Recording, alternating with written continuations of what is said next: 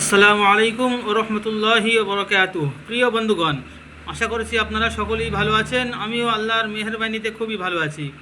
তো বন্ধুগণ, আজকে আপনাদের সম্মুখে এমন একটি বিষয় নিয়ে আলোচনা করব, যেটি হলো যারা ব্যবসায়ী কোনো দোকান চালান তাদের ক্ষেত্রে এই তদবিরটি।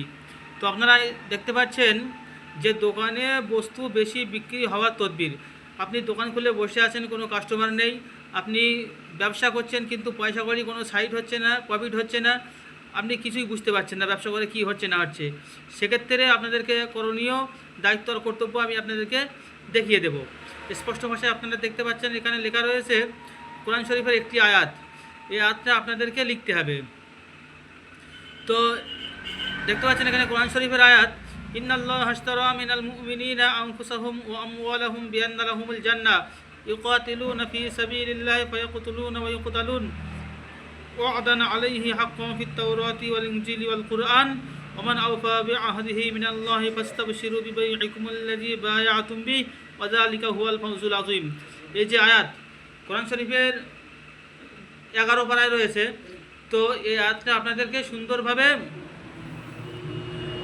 লিখতে হবে, একটি কাগজের উপরে লিখতে হবে খাঁটি জাফরান দিয়ে।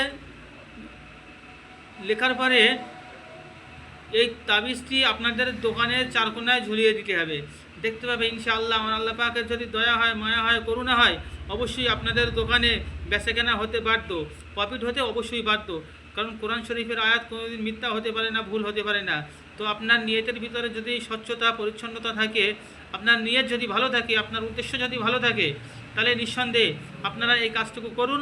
আপনারা নিজে বাড়ি বসে করে আপনার দোকানটার চারকোণে আপনি ঝুলিয়ে দিন, আর দেখতে পাবেন 2-1 দিনের ভিতর থেকে আপনার দোকানে কীরকম বেচা বিক্রি হয়, আগে কী দিন ছিল আর আজকে কী দিন এসেছে আপনারা নিজেরাই বুঝতে পারবেন। তো আপনারা দেখতে পাচ্ছেন, যদি আপনারা নাও লিখতে পারেন কাউকে দিয়ে লিখিয়ে নেবেন। ইনশাআল্লাহ আল্লাহ পাকের ইচ্ছায় আপনাদের দোকানে অধিক পরিমাণে বেচা বিক্রি হবে, আপনারা অল্প দিনেই লাভবান হবেন, লাভের মুখ আপনারা অবশ্যই দেখতে পারবেন। তো যদি কোনো অসুবিধা থাকে অবশ্যই আপনারা স্ক্রিনে দেওয়া নাম্বারে যোগাযোগ করবেন, ফোন কল করতে পারেন, হোয়াটসঅ্যাপ করতে পারেন। তো আপনারা নিজেরা করলেও করতে পারেন ইনশাআল্লাহ।